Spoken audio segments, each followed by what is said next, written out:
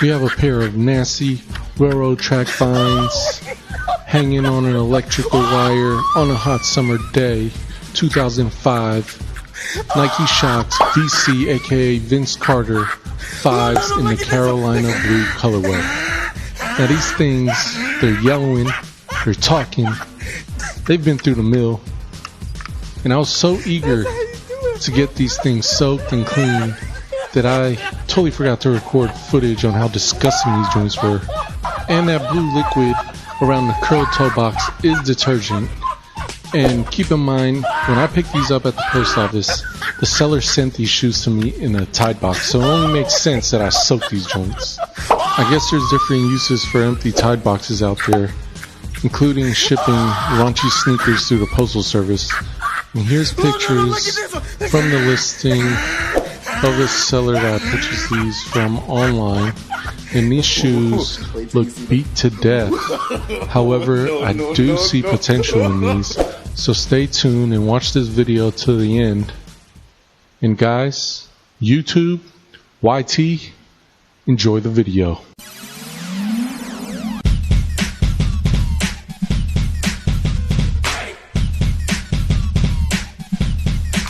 What is up, YouTube?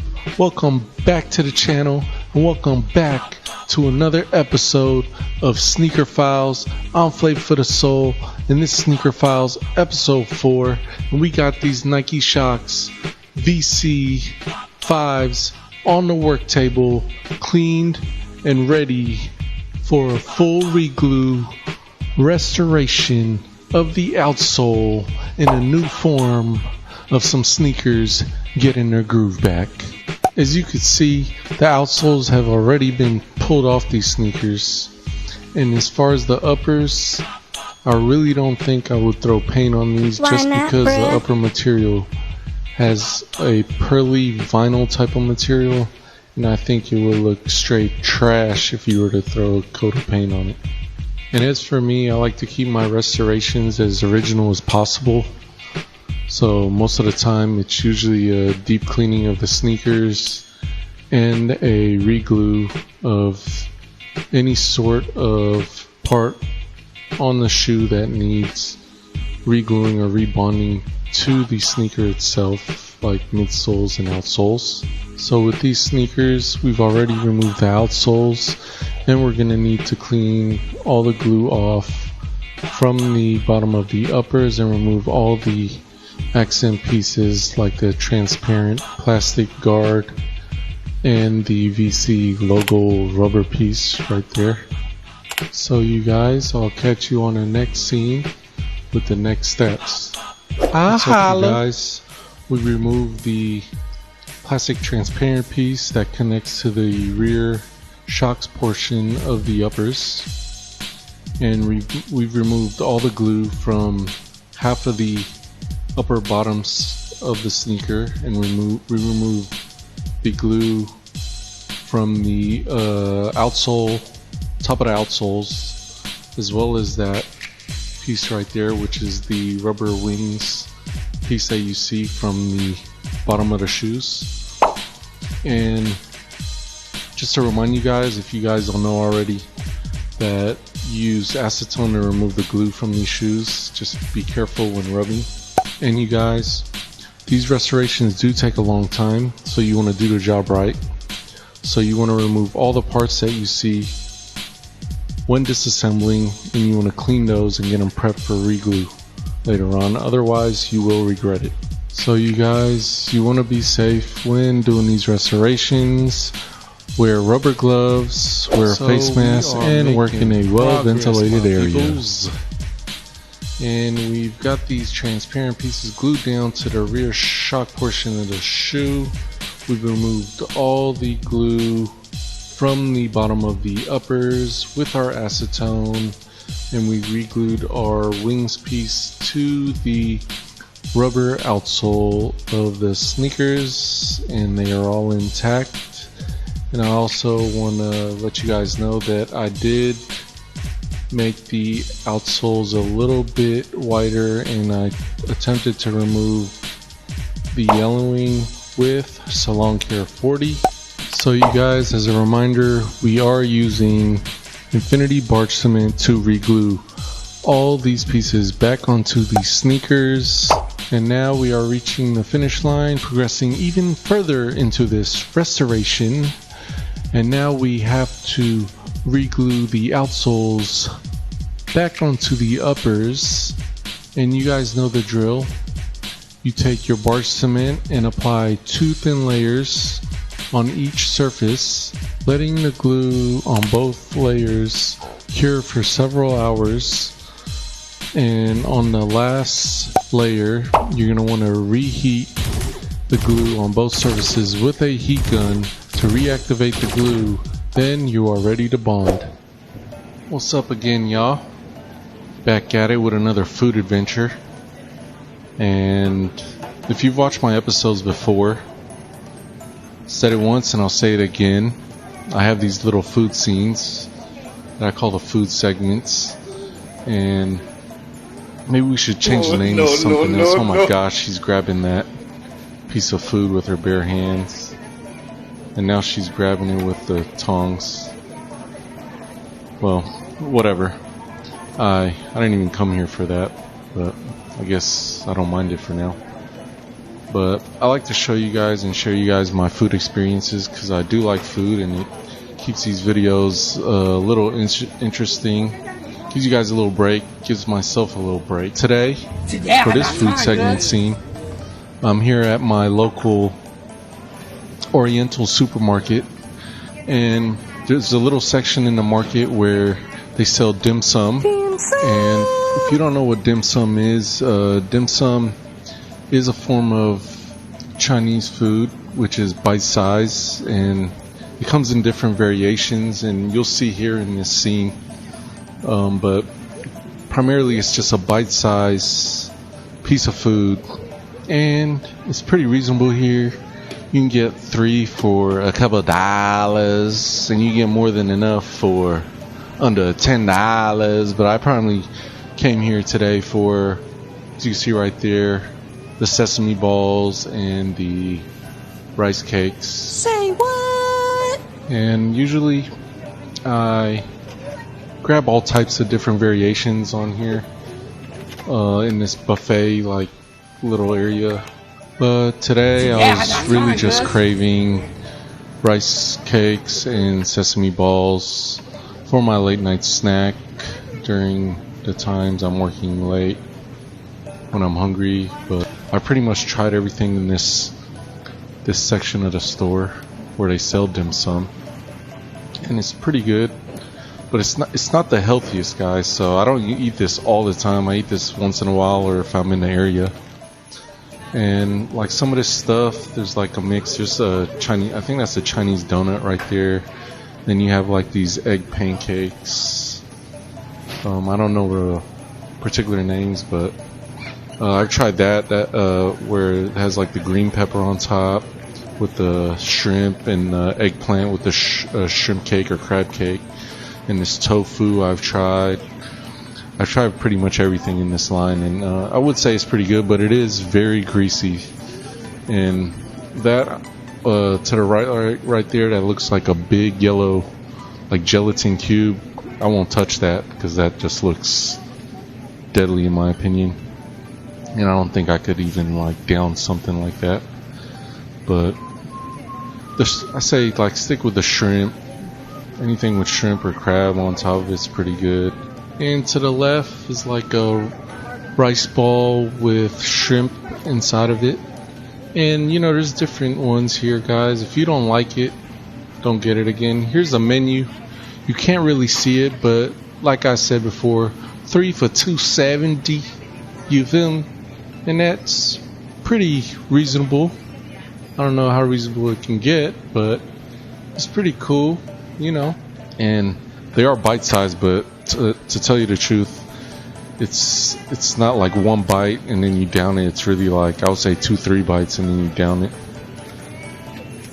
But yeah, this is my little Oriental spot that I go to.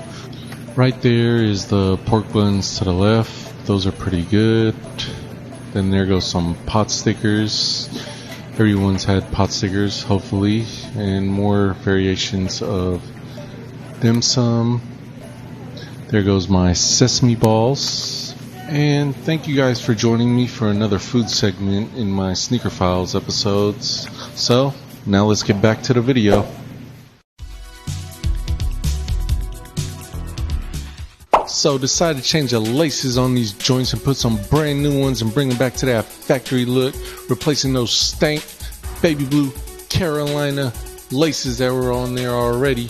And we over here at the spot and we trying to get them kiwi joints, coke white, oval, 54-inch laces to replace them with. And we will have these joints looking pretty. And if you don't know where we at and you're not familiar with those yellow tags, I don't know where you been. I don't even know if you from here. I don't know if you're from Earth. But guess what? That's where we at. It's cheap.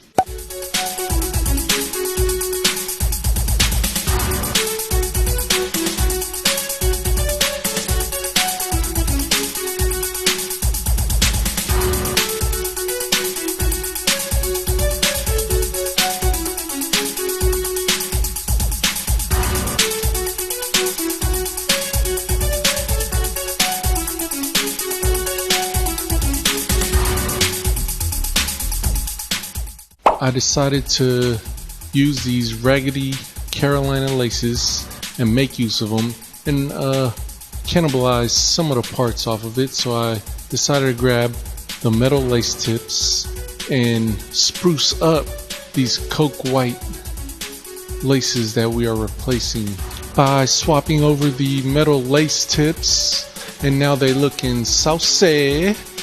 Also, some of them you can pull off with your bare hands, others you can't. So you might have to use a pair of needle nose pliers like I did right here to yank them off the old laces. And also, if you're having trouble putting them on, you might have to push them up against something like I did right here, where I took the lace tips and pushed them against the top surface of the workbench. And now you're going to want to take your needle nose pliers and crimp the metal lace tips onto your new laces just to make them secure and fasten. But these laces still got these shoes looking whooped. So I ended up doing what I told you guys I was not going to do at the beginning of this episode, and that was to paint these sneakers. So you're going to need a few things to do this. You're going to need some masking tape to cover up those areas you do not want paint on. You're going to need a few paintbrushes. You want different type of tips to get that detail work. And since we're painting just the front toe box, which is like a synthetic type of suede material, you're going to need some textile medium to mix with your Carolina blue acrylic paint. And what the medium does, if you don't know, is that it helps the acrylic paint, since we're dyeing it, that material, that Carolina blue material, it helps it adhere to that material a little better, makes it a little watery, and it turns it into more of a dye type of application. And with this mixture, you want to take, I believe, 2 parts acrylic paint to 1 part of the textile medium, and you want to go ahead and mix that. And that's what I'm doing right here in the little screen to your upper left corner.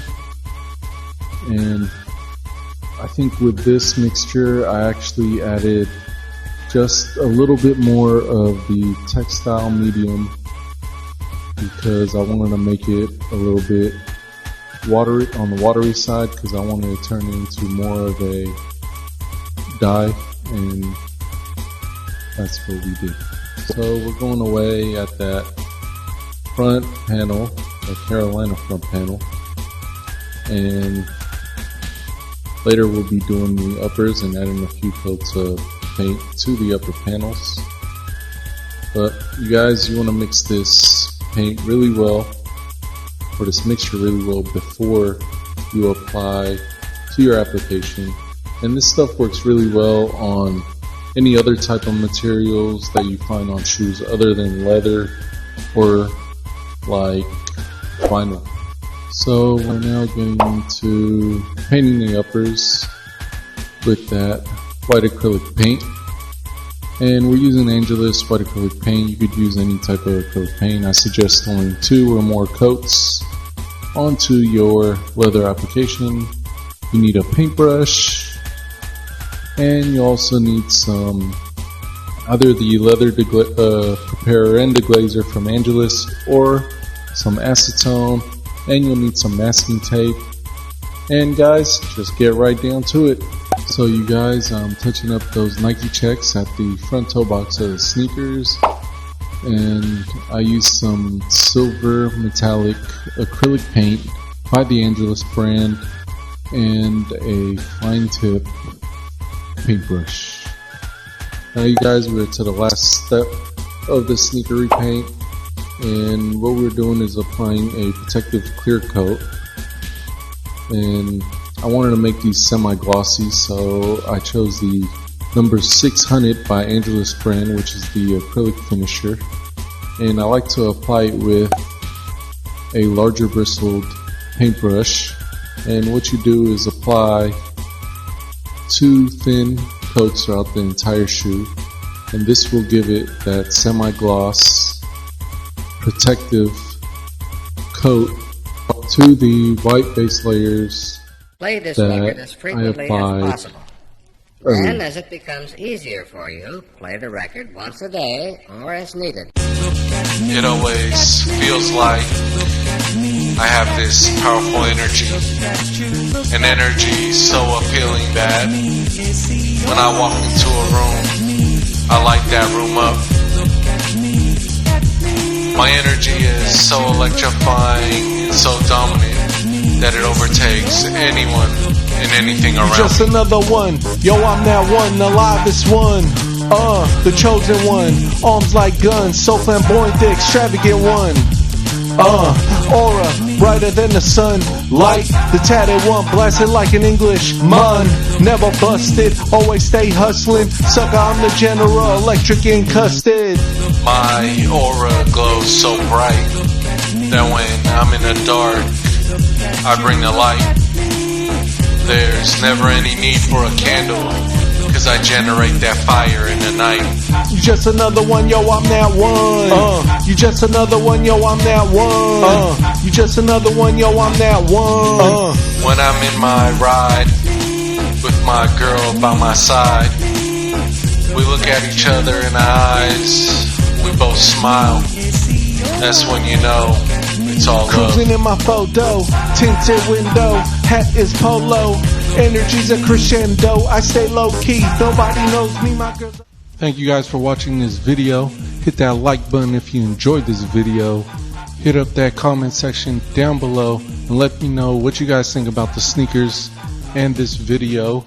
Please subscribe to the channel if you're new and if you're interested in these type of videos. Also, you guys, share this video if you like this video. Also, follow me on all my social media. Hit up anotherretrothing.com for all your vintage and retro goods. I'm Flavor for the Soul. This is Sneaker Files episode 4. See you on the next episode of Sneaker Files. I'm out. Holla.